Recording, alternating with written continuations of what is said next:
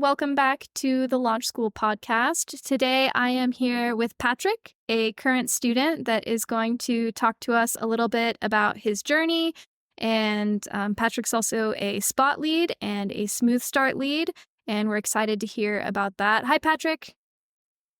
Hello. How's it Good going? morning. For me, at least.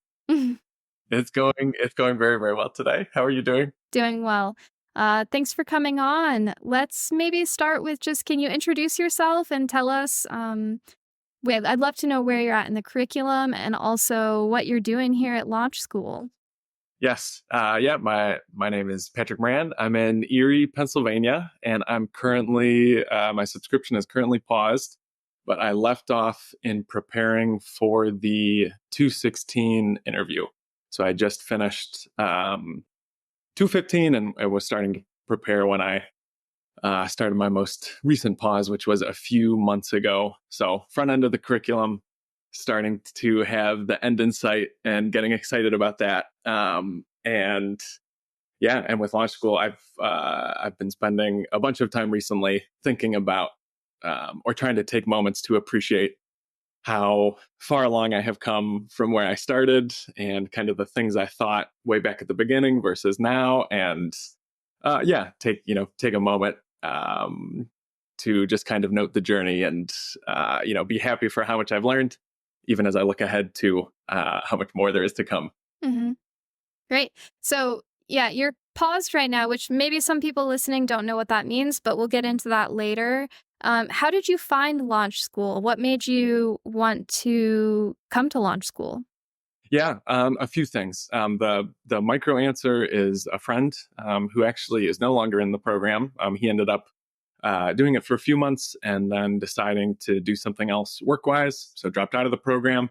But we happened to meet up while he was in it, and we were just walking through a park talking about all the different things going on. And he said, "Oh, I'm doing this online program, and I have done or had done school online previously. I've also made and taught online classes. So anytime someone says like, 'Oh, I'm doing an online program,' it kind of immediately pings my antenna because I've been a part of, I think, really good online programs, and also ones that I've struggled in a lot more, or kind of felt something missing at the end. So I was asking him questions about it, and he was talking about, oh yeah, it's self-paced. So all the curriculum is there, but I work through and practice as much as I want before I do an exam." And I said, "Oh yeah, and are you doing a bunch of classes at once?"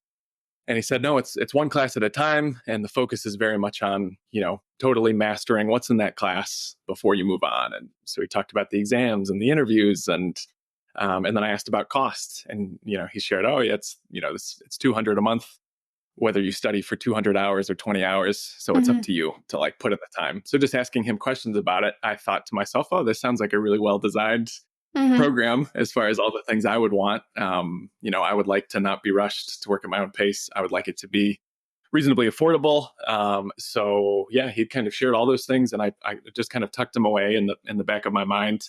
And I think then ended up starting Launch School myself maybe like 6 or 7 months later. Mm-hmm.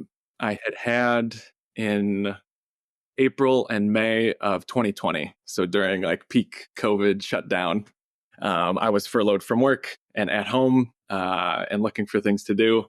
And my brother, who works in software engineering and cybersecurity, had texted me that he was going to be a TA for a free online class called Code in Place. Since he's my brother, I'd always tried to ask him questions about his work in computer science and the stuff he did. But as someone who had no background in that world, did not understand his answers, and was like, "Oh, hey, here is like a total introductory class for beginners. It's just a few weeks. This seems like it would be perfect for you." So I signed up for that class and took it. And for me, it was my first experience feeling competent with a computer and feeling competent doing anything programming related, programming and really computer stuff in general. Anything with the command line were things that, I had only ever struggled with, had only ever had kind of negative experiences with. Mm-hmm. And I had always viewed people that understood that stuff as like, oh yeah, they're just different. and we are different, and I could never understand those things. I Mhm. understand the things I understand that, they don't. I studied foreign languages in college, and that is a world that's very familiar to me. So I had Mhm. friends that did math and computer science, and it was always lovely to talk with them. But yeah, I always thought, this is something for them. And I had that experience of, oh, maybe one, this is really interesting, and two, this is maybe something I can do. Mhm. And I think also in kind of the intervening decades between college and COVID, I had lots of experiences teaching that taught me, oh yeah, actually, you can learn lots of things. It's often a Mhm. matter of being either taught the right way or being in the right headspace or anything like that. So I had that really positive experience that had me thinking, oh, maybe computer science is something I can do. And I started to weave it a little into my work as a librarian at the time. And then, yeah, as a little more time went on, I thought, oh, actually, maybe I do want to switch careers. And I had that conversation with my friend in the park where he told me about launch school. So then I started looking into options for how I could, how I could study and how I could start to transition careers. And launch school just worked perfectly based on my schedule. Is I'm working and I can't quit my job. I need something flexible. I need something self-paced. So this, yeah, I thought it looked like a really good place to start and build my foundation. So that is how I made my way here and started in July of 2021, I think was when I first enrolled. So it's been almost 3 years, which is also wild to look back on. Yeah, interesting. Yeah, so you didn't have basically any computer stuff at all, like no IT, no nothing. I like how you put No, it no, that no. that's them and this is me, and it's okay because like I know foreign languages, so that's my thing. Or your other things, right? You were satisfied, with yourself as a person, but just didn't consider it as something for you. So that's great. And you mentioned the library. So do you want to share a little bit about your background, like what you're transitioning from? Yeah, sure. So specifically from a career and working at a library, I have been there for 5 years. But in general, I'd say that really I've been teaching in some aspect. I was a tutor all through college, and then after graduating, I worked for a couple years as a reading tutor. Did that for a couple of years, and then for a year, I taught English abroad with all different ages, from kids to adults. And then when we moved to Erie, did a couple jobs for a while, but then ended up starting to work at the library. And a big part of the job was running classes for the public. So I taught classes like that as a librarian for 3 years, and during that time, really enjoyed it. Wrote the curriculum for a lot of classes, and as I was building out the infrastructure and really enjoying it, I also had the thought of kind of as I was getting close to being done building the infrastructure of like, oh, what comes next once I'm done building the space and training people. Um, yeah, then it'll be a very different job because Mhm. then the job will be, uh, yeah, sailing the ship instead of building the ship. Mhm. And as work kind of transitioned into that, I realized, oh, I like this. I like coming in every day. I like working with people. I still enjoy teaching, but it's not everything I want Mhm. anymore. And I feel like there's other things I want to do. And then also, frankly, salary and quality Mhm. of life wise, I was looking ahead at, oh, yeah, I want to start a family, and a public librarian Yeah. salary where I am is very flat, and that is okay. But thinking about, the kind of, family and kind of life I wanted to have, I Mhm. just thought, oh, I won't be able to have that if I stay in this spot. So I need to figure out something else, where I feel better, and yeah, something that pays more and can support that life. Right. So that is kind of what pushed Mhm. the transition, and I think as well as a desire of, oh, I want to always be learning, Mhm. and in that job, I felt like there was not much left for me to learn Mhm. with what I was doing. Yeah. Yeah, I think we hear that a lot, with especially teachers, I think, whether it's teachers or someone who is teaching or just someone who's doing something that maybe they're really passionate about, but it's hard at some point to weigh the price tag, like how much a job pays, even if it's something that you're really passionate about, where you get to help people or you get to do things that you Mhm. love, versus maybe there's something else that I can also love, but that will give me much Mhm. more for my time and allow me to spend more time doing the things I love that aren't my career. For some people, their career is Yes. everything, right? But sometimes we end up kind of selling ourselves to those jobs that are a lot of work and not paying enough to give us, the quality of life. Yes, absolutely. My first teaching job was an AmeriCorps position, Hmm. and I know that since then they have raised their pay a lot, which is really good. At the time, it was very bare bones, and for me, very much my that job teaching reading at an elementary school was everything. And I thought and I was 22 and 23, and I thought I'm so happy. I don't need the money. Yeah. I love this so much. I'll be at school all day, every day. I'll, be talking with the parents. I'll run before school programs. I'll run after school Yes. programs. I have no partner. I have no kids. I have, Yeah. this is everything. Being part of this community Yeah. is all I need. As long as I have enough for food and rent, Right. I'm totally good. And I think I very much thought that it was a trade off. You could Hmm. either have a job you really enjoyed, but you probably wouldn't be paid anything, or you could have a job that you did not like, but you get a bunch of money, so you had to pick. Hmm. And I thought, oh yeah, I want to pick this one that I feel Yeah. good about. I'd rather do that.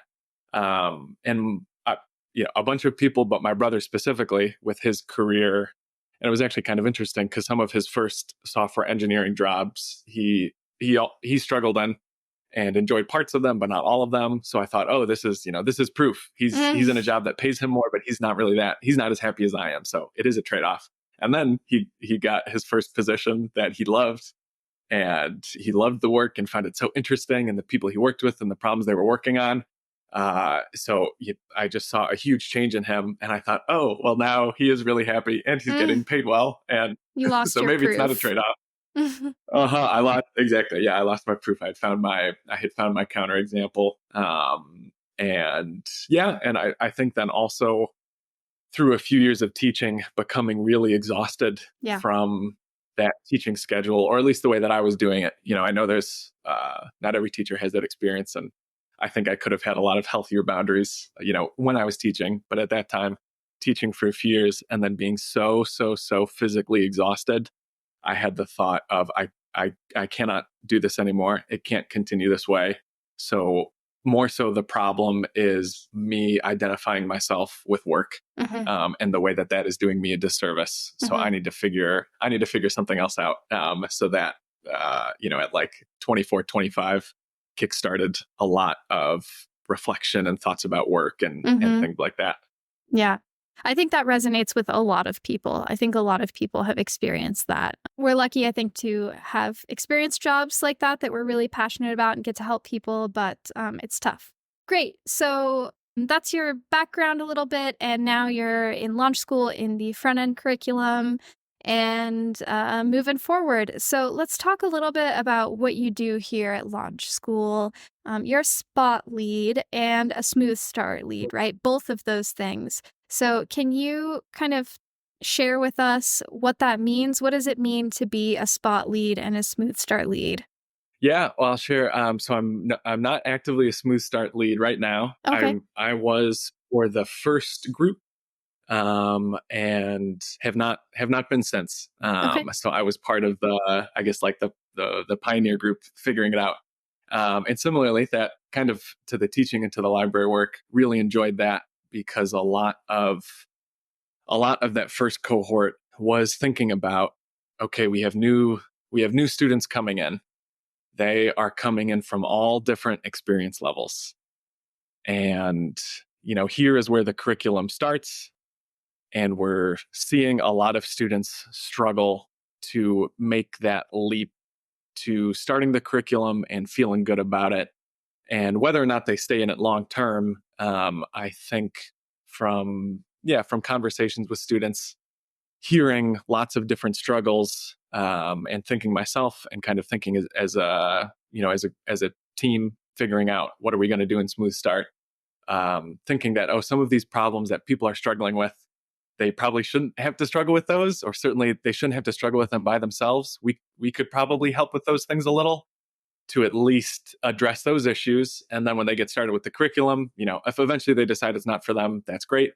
But we wouldn't want somebody to say drop out because of the attitude I kind of expressed of, this whole computer science or Mhm. programming, this is not for me. Right. So that attitude is something I know I have heard expressed by lots of starting students of, I'm really struggling and it feels like I'm struggling more than others, or it feels like it's taking me longer. So therefore, I just must not be, for this field, or I'll Mhm. never be able to get it.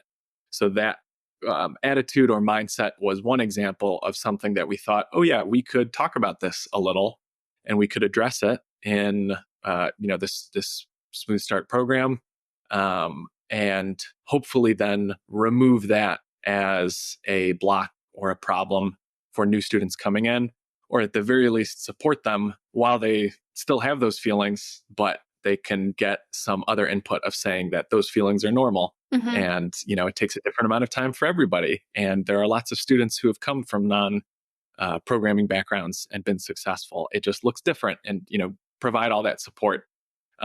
So yeah, that first Smooth Start cohort was 4 weeks of once a week meetings. Actually, I don't know since if the format has changed, but for that first one, there was a group of myself and 8 students. We met once a week, and we'd go over some specific things. We'd go over looking at all the Slack channels. How Mhm. can you ask for help? How do you ask questions?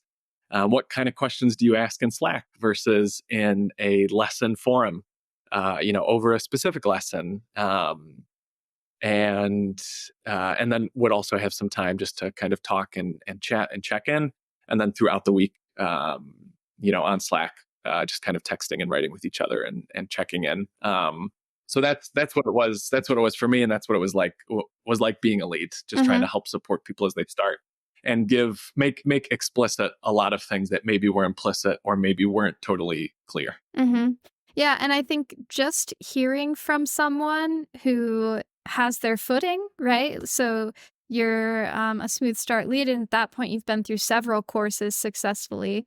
And so just hearing from someone who seemingly has it all together, saying, "Oh, no, I had those same feelings. I too doubted that I was supposed to be here."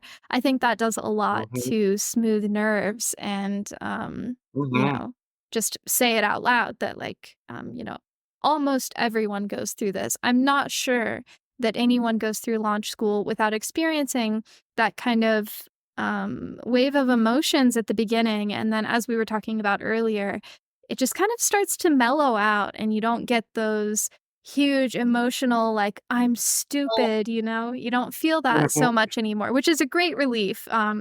It's a bit Yes. exhausting at the beginning, so I think, Smooth Yes. Start, that ideology is really great. I think it helps a lot, so, anyone listening who is thinking about it should definitely partake because it wasn't around when you and I started, and I think, it would have been great. I think most of the leads who participate now participate partially because they wish that they had had that at the beginning, right?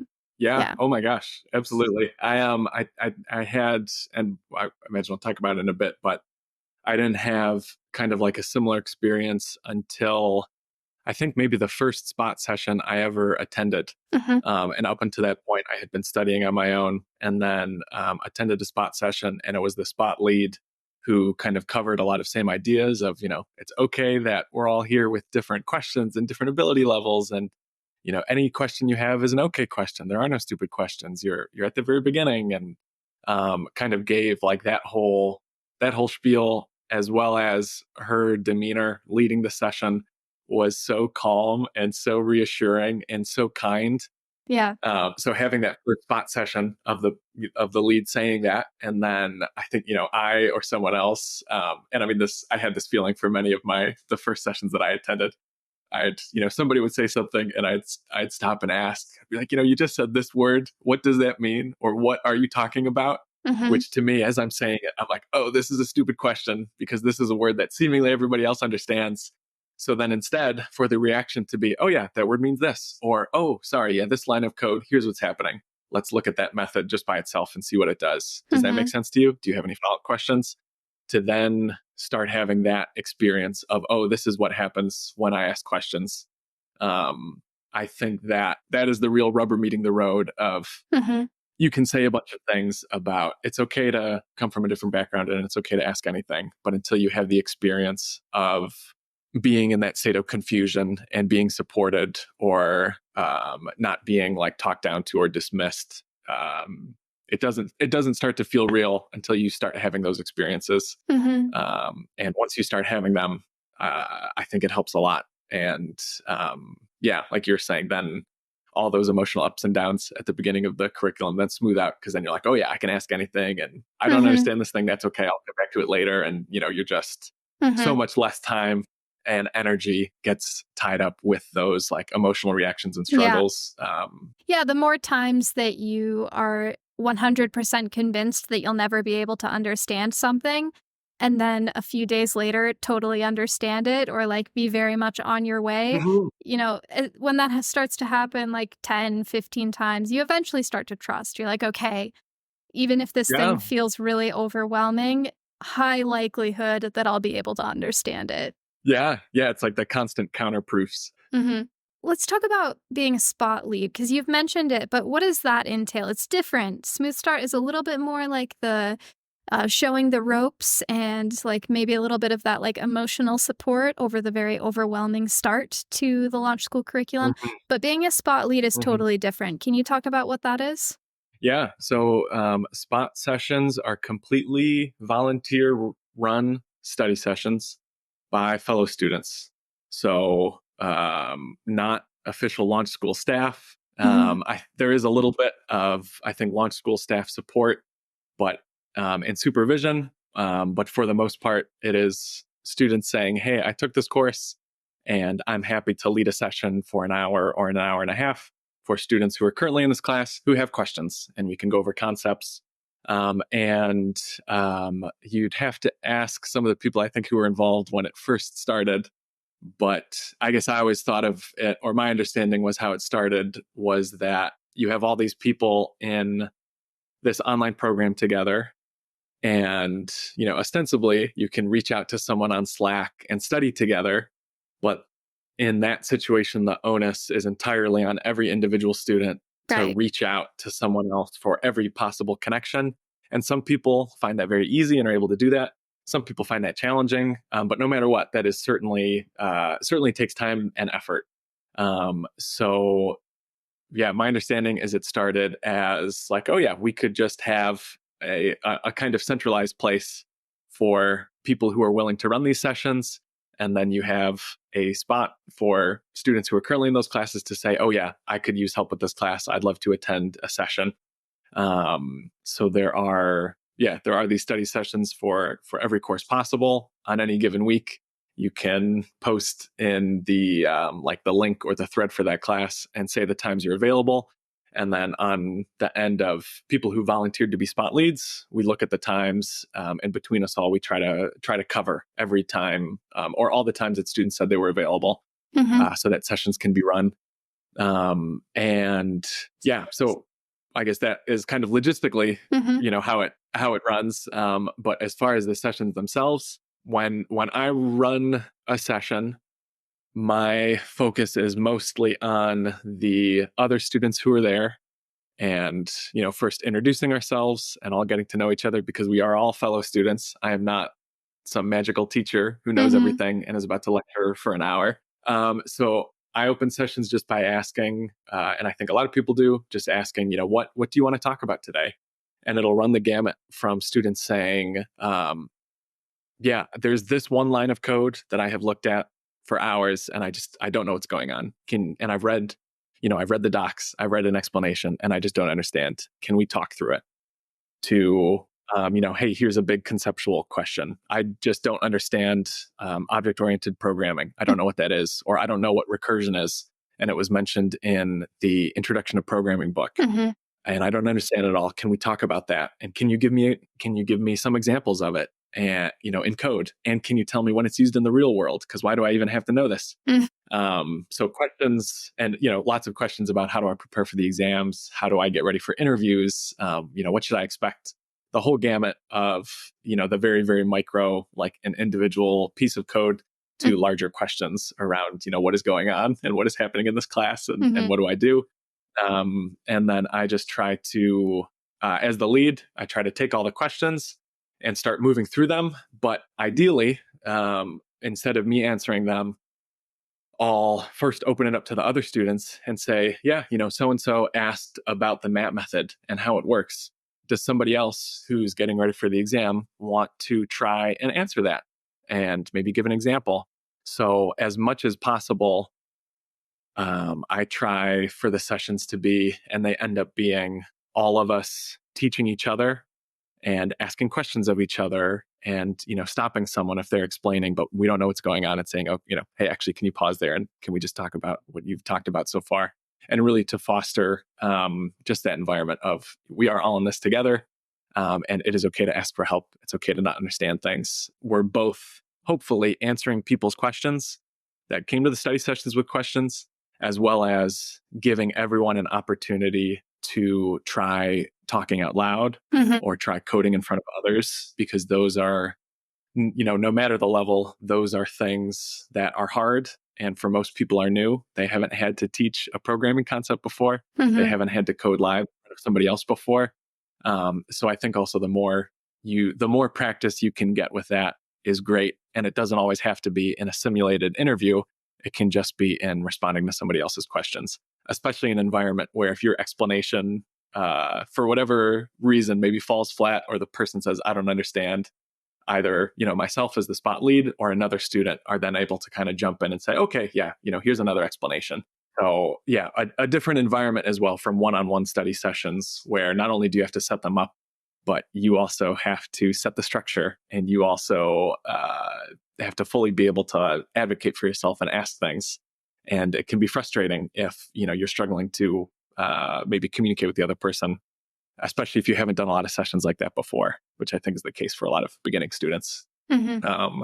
So I'm realizing I don't remember what your original question No, was, that's but great. those are those are some of my thoughts on what spot sessions are, and running them. Yeah. What I noticed about your explanation is that there's some technical, right? Like people go and they like level up technically, but I think that one of the biggest things about the spot sessions is more than technical, it's that non-technical part. And it takes a lot of courage to not know anything about code or using a computer and then go to a session and speak out loud to other people about, what a method does, and communicating with each other. And even as the lead, the skill of like managing people and getting the shy person to Mhm. talk and everything. So I think that the spot sessions are a really great way to add that human aspect of an online and remote school.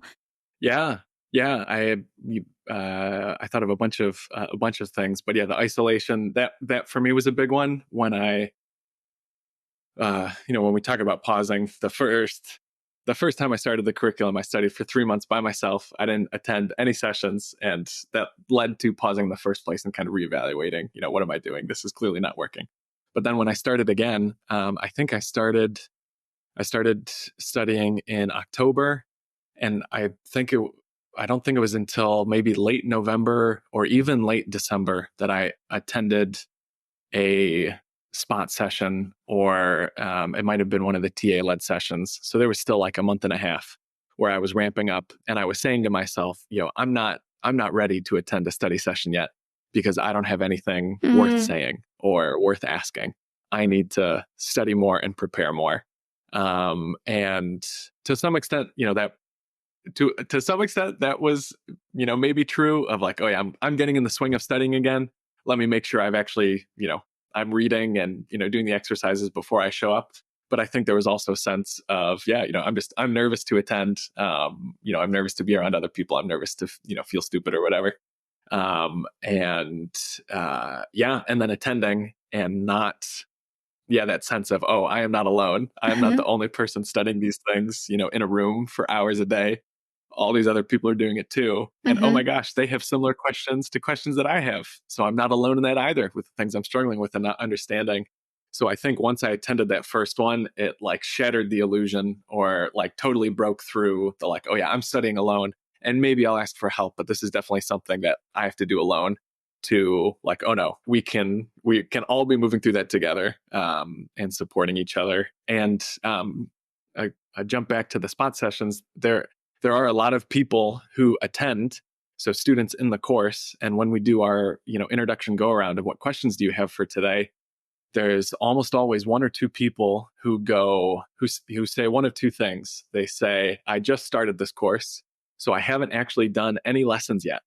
I just wanted to show up to meet other students in the course and listen to all the questions you're asking each other and see the problems you work on. And in that sense, kind of get like a sneak peek or first exposure to the material.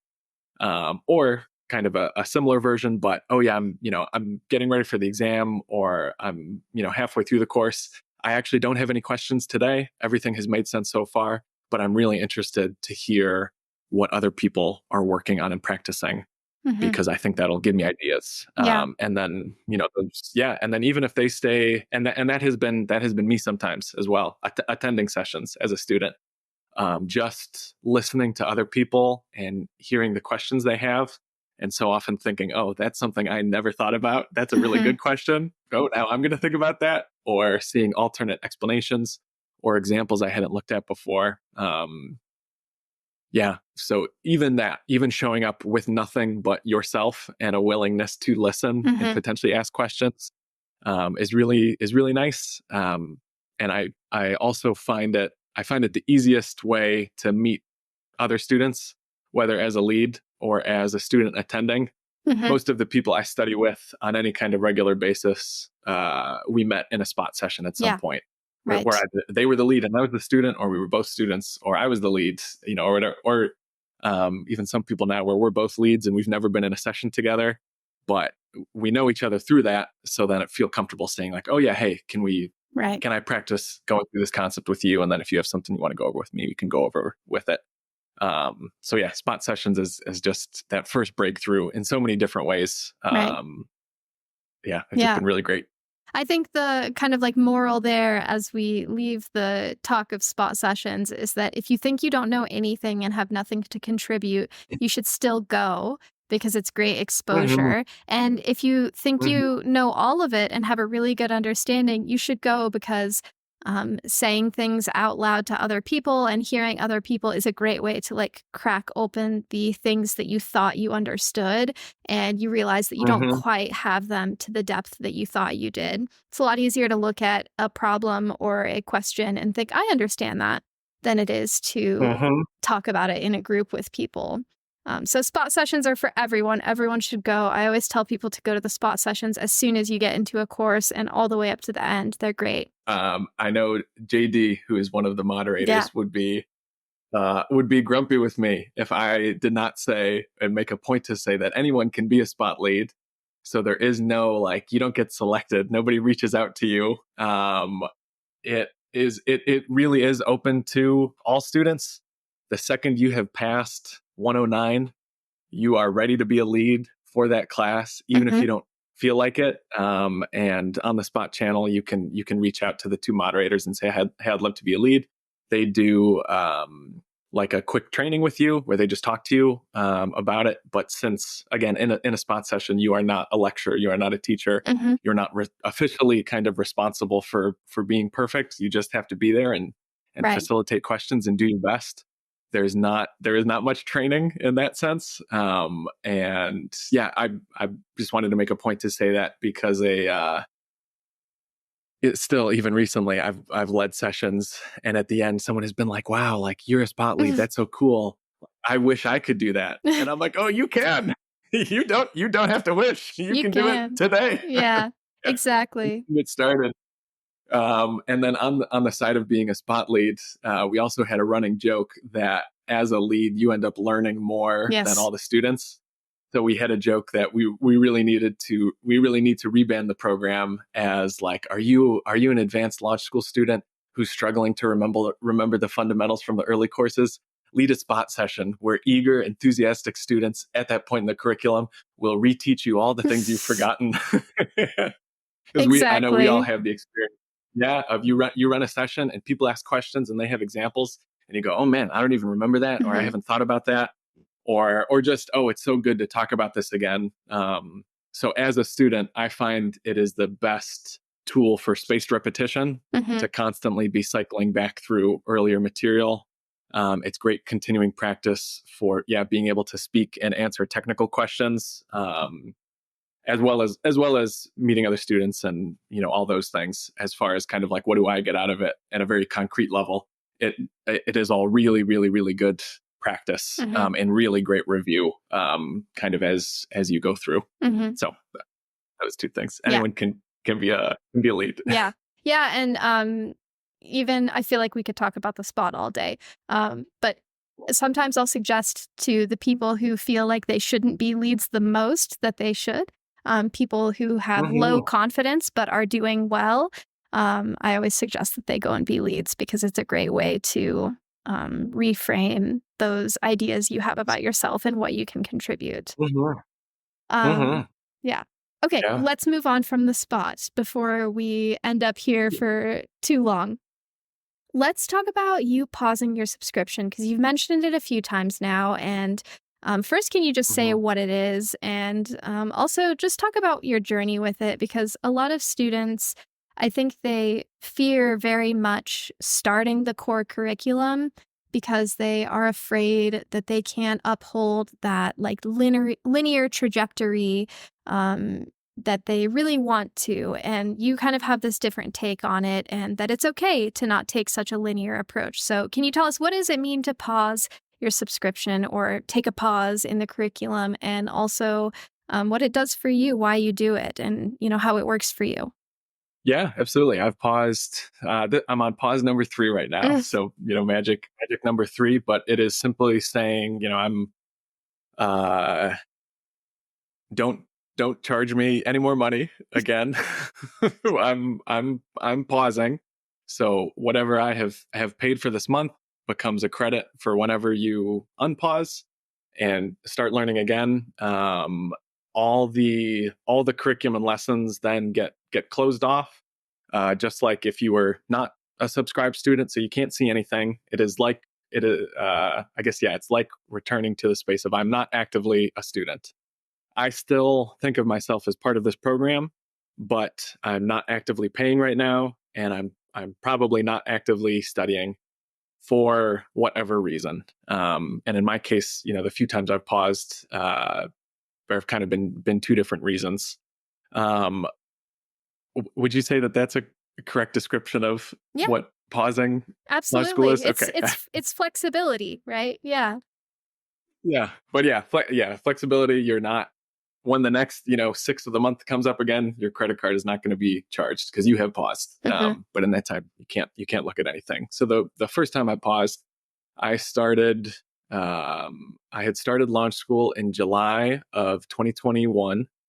At that time, I was working full time, as a librarian, doing the job that I talked about earlier, and I totally thought, oh yeah, I will be able to do this. I will be able to manage full-time work alongside studying, alongside some of the other, family and life obligations I had. I'll be able to manage it. I'm going to wake up every day at 5. I'm going to study 5 to 7. So there's my 2 morning hours. Then I'm going to go to work and I'm going to work all day. And then I'll come home and I will cook and I will clean and, I'll take care of all the other things, and I'll go to bed on time and early every night. And I'll wake up every day at 4:30 refreshed and ready to study again. And I'd say for the first month that went okay. Hmm. This was also, at the time I was like, I don't need to study with anybody else. Study sessions would slow me down because Mm. I'm at the point where I'm at. So if I have to listen to other people with their questions, that's not going to be a good use of my time. So I can do this by myself. I don't need to talk to anybody. Mm-hmm. And the first month was okay. Starting something new, highly motivated, was getting up. But then, it started to not be that way because I was starting to get more and more tired. There were lots of things struggling happening at work at the time. So instead of work being a very confined, 8:30 to 5, instead of it just being blocked in those hours, work, yeah, all the struggles people have with work, it being stressful and taking up your time and energy Mm-hmm. outside of the official hours, and being other worries and then other things going on. So July, I guess I was doing like 10 to 15 hours a week study wise, with those 2 hours every weekday, and then on the weekends I do a few more. And then I think as we ramped into August, then maybe it dipped down to like 05 because I'm only able to get a good hour. And I started to have the experience of waking up, at 5 a.m. for my study session and just feeling so foggy. Mm-hmm. So I'm spending like an hour just trying to remember, like, oh, what was it I was doing yesterday? Oh, Mm-hmm. right, I was doing this. Okay, let me try to dig into that. Where did I leave off? What am I struggling with? Let me try to figure out. And, just as I am starting to feel like I'm hitting a groove, now it's 7 o'clock. I need to go to work. And now I have a whole work day and now I'm exhausted and I come home and there's still more to do. And a quick side note of saying, I know that there are people who go through the program with kids, and I truly cannot imagine that. And all the power to them in the world. I really, really think that's incredible. But yeah, at that time, yeah, I just realized I was really struggling. And I think I was also kind of for the first time in my life, because of things going on at work and otherwise, was feeling depressed, which was not something I had gone through before. Mm-hmm. I had not had that experience in school. Even when I had kind of my crazy teaching schedule, I was exhausted, but I was never like, kind of depressed or sad, or for me, that feeling of like, yeah, what am I getting up for, or what am I doing? Wow. So lots of things going on, physical exhaustion, like struggling with just the schedule I had set for myself, and struggling with, new emotions and new feelings that I had not experienced before. So I didn't necessarily recognize them or know what to do with them. I realized, there is something not working here. Mm-hmm.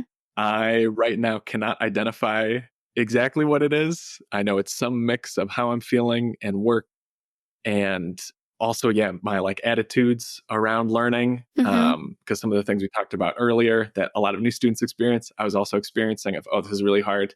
I must be dumb. I'm never going to get this. Yeah. Feelings like that. I was like, okay, all these things are going on. This is not going well. This is not what I imagined when I thought, oh yeah, I'm gonna start learning to transition careers. So let me step away and address and try to figure some of those things out. And when my life situation feels like it's in a better spot, and when I feel really capable of learning, then I can come back. And I think, kind of talking it out loud, I think that was something that was so frustrating for me as someone who I've taught myself things before in the past. I have been a teacher for many years. So totally had that thought of I know learning, I get learning.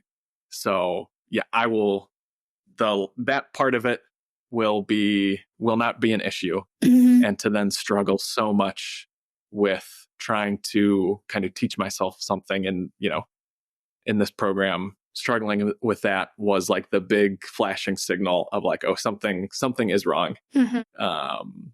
If this is not working. So I paused, with the thought of, oh yeah, let me figure some things out and then I can come back to it. So that was September 2021.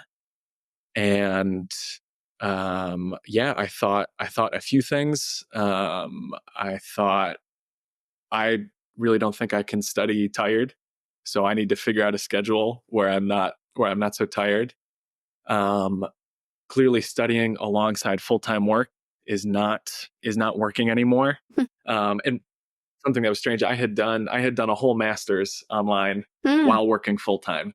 So I kind of had that and was like, oh yeah, I can totally do this.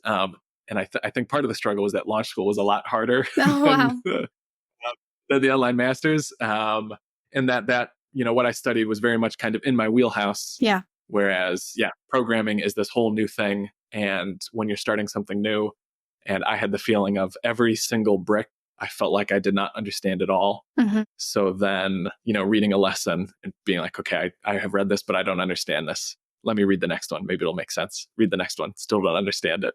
Read the next one. Still don't understand it. And then the fourth lesson says, let's put all those things together. And I'm like, oh man, I can't put them together. I don't even know. I don't even know what they were. It was like, oh, this is so much more. This is so much more challenging than I thought it would be. I thought it would be like previous school in my comfort zone where, yeah, I'm learning new stuff, but all the new stuff I'm learning is extension of old stuff I already know. Coming to launch school was everything is new. Using the command line is new. Programming is new. Syntax is new. The specific language is new. There is no piece that I am comfortable with. Yeah. So I realized, okay, I'll probably need to switch to part-time work. So a lot of my time in the intervening months of that first pause was trying to figure out what that could look like. And yeah, and I guess I should also mention I am married, so I have a family. So there's also like have to consider another person, and in the Mhm. United States have to consider healthcare and have to Yeah. consider kind of all the moving pieces. So it's Mhm. not like, oh yeah, I need more time. Let me just quit. Let me just quit my job, and like then I'll have more time. It's like, oh no, I need to. We need to figure out these things together so that everything is still working for our family. Mhm. Um, and at the library, part of that was also just waiting for a part-time position to open up. Because if they're all full and nobody retires or moves somewhere else, then I can wish that I could be part-time, all I want. So yeah, looking at could I do other jobs? Yeah, there was a whole time spent just trying to figure out logistics of is there a part-time job I can do that will still allow us to live um, at least somewhat close to the way we're living.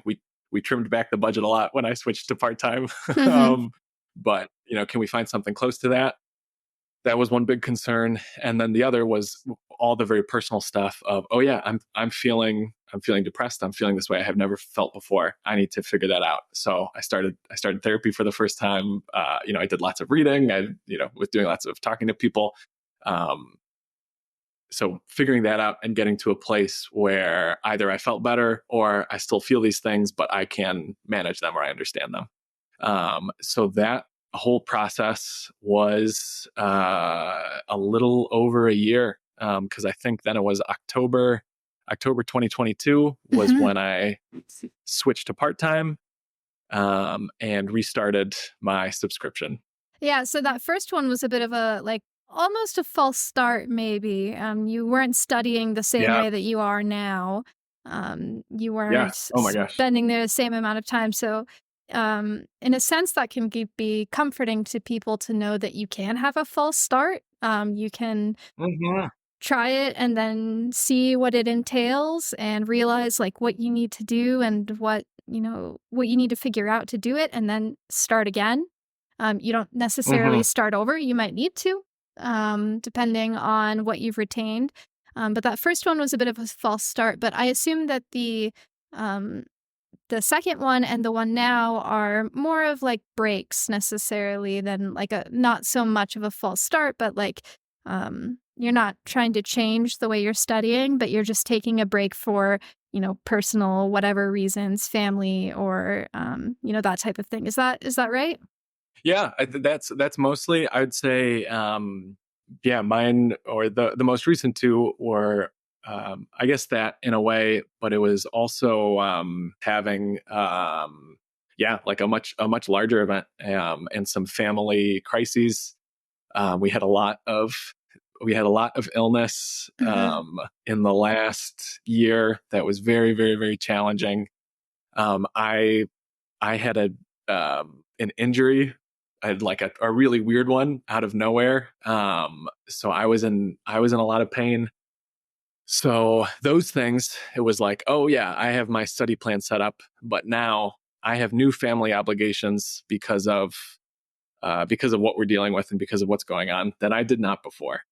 So And I tried to, and I looked back at my hours this morning. That was last July, so July 2023. The beginning of July is when things got very challenging, and I thought, no, I don't want to pause again. I don't Mm-hmm. want to lose the linear continuity. I don't want to Mm-hmm. give up. Let me keep trying to study. And I studied 30. I studied nominally 30 hours in July, but I remember those hours. I remember how distracted I was Mm-hmm. because I'm thinking about all the family stuff that is happening that I really should be attending to. Mm-hmm.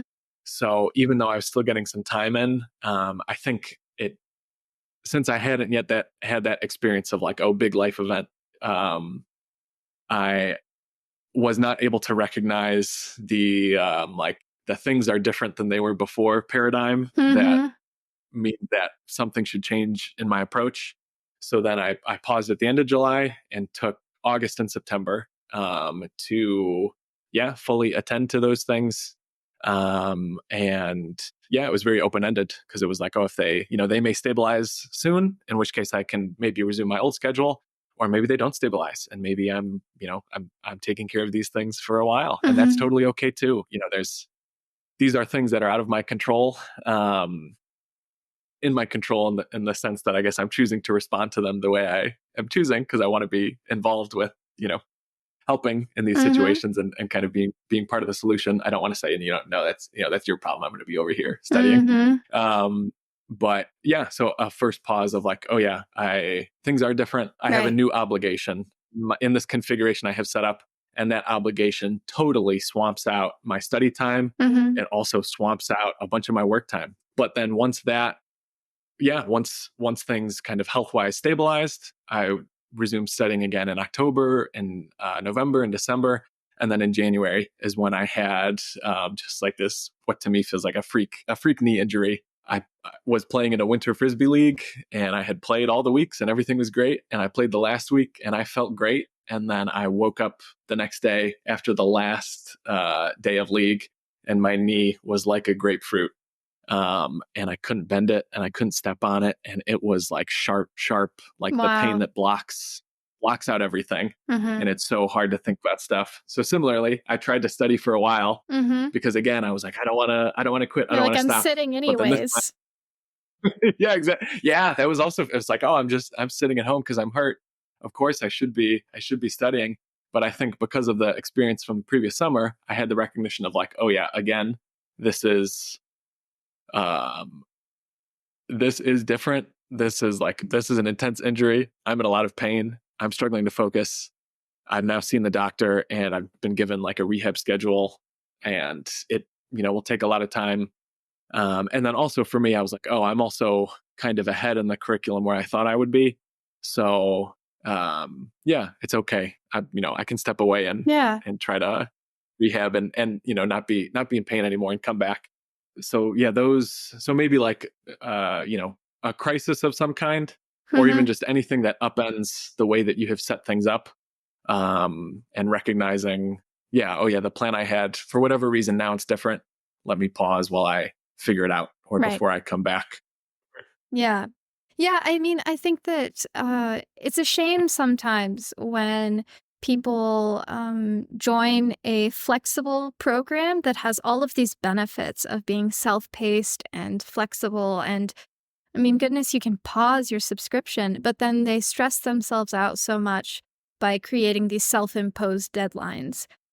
It's great Hmm. to, I mean, it's kind of that catch-22 because you need to be self-motivated and disciplined enough to make it through the curriculum and Hmm. do well. But you also, you don't want to make it a bad experience or to make it leave, a sour taste in your mouth because you are feeling stressed all the time or feeling guilt. I mean, I've I've paused once too, and I think that a lot of what you said resonates with me in that you have either guilt over not helping with whatever like family thing is happening, or you have guilt over not Hmm. studying. And so the two are Uh-huh. just at war with each other. And so if you need to just say, like, I'm going to take a break and, it's not really a break, I'm going to go like attend to things. If that, is what needs to happen, just let it happen and, Starting up again is another thing, right? I think that that can feel hard and intimidating to start up again after a Yes. pause. But Yes. goodness, students, just take a pause if you need one, you know? Yes. I've now having studied with other people and you saying stressed a lot, I think there's with learning, there can be good stress and bad stress. Mhm. There's the stress of like, oh, I'm struggling with this concept and it's taking a lot of energy to figure it out. And man, is this hard? And it's taking longer than I thought. And, Oh, but that's the there's that good kind of like, stress, right? yeah, that's the good stress. Or Yeah. like, oh, I'm scared for an interview. I don't know how to interview. I need to figure that out. That is okay. That is normal. That is the like, I'm pushing my comfort zone Mhm. stress. That is okay. But then there is kind of what you're describing and what I've heard other students describe of that stress of like, oh, I no longer feel good about what I am doing. I have some self-imposed deadline that now I've missed. So now I already feel like I have like failed and, or whatever the case may be. And yeah, I know some other students who paused because they're like, oh yeah, I like this is not what I want my learning experience to be like. Let me step away, catch my breath, and be able to come back to it. Yeah, and for anyone in the core curriculum, capstone is gonna be really difficult, and the job hunt is gonna be really Mhm. difficult. So, if your plan is to do capstone, you have this, very big challenge in front of you, even more so, I think, than, like, your regular study routine. So, try and not make the core curriculum a huge stressor too, enjoy it.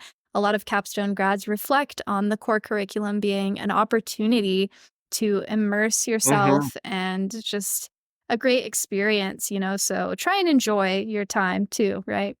Yeah, I think the or what I've kind of realized is that the deadline I'm hoping to meet should never be more important than the quality of my learning Mhm. in the curriculum.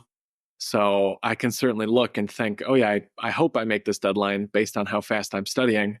But what I'm focused on any given day is not the deadline. It's on studying what's in front of me and feeling really good about it and putting in the time to it. And if I do that, yeah, I kind of keep moving along. And there's a quote from John Wooden that me and another student found that we really liked. And it is just be quick, but don't rush. Mhm. And we both really like that is like, oh yeah, be quick, like be intense, be focused. The hours you're studying are quality hours. And if you feel you understand something, move on. There's no reason to take it extra slow, but that is very different from rushing and Yeah, the thought of, oh, let me get to this thing, let me get to the next thing. right. Yeah, and, Sort of. maybe we should mention, like, of course, some people can't pause, like, some people are in a situation where that's not an option, but it's Yeah. impossible to talk about, a challenge, and we're never gonna be able to, like, have a conversation that encompasses all of the unique challenges that people face, whether it's kids or, Hmm.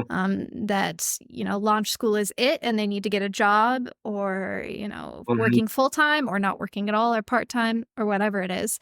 Hmm. Um so, however people find that balance, everyone has their Hmm. challenges. We've covered so much ground today.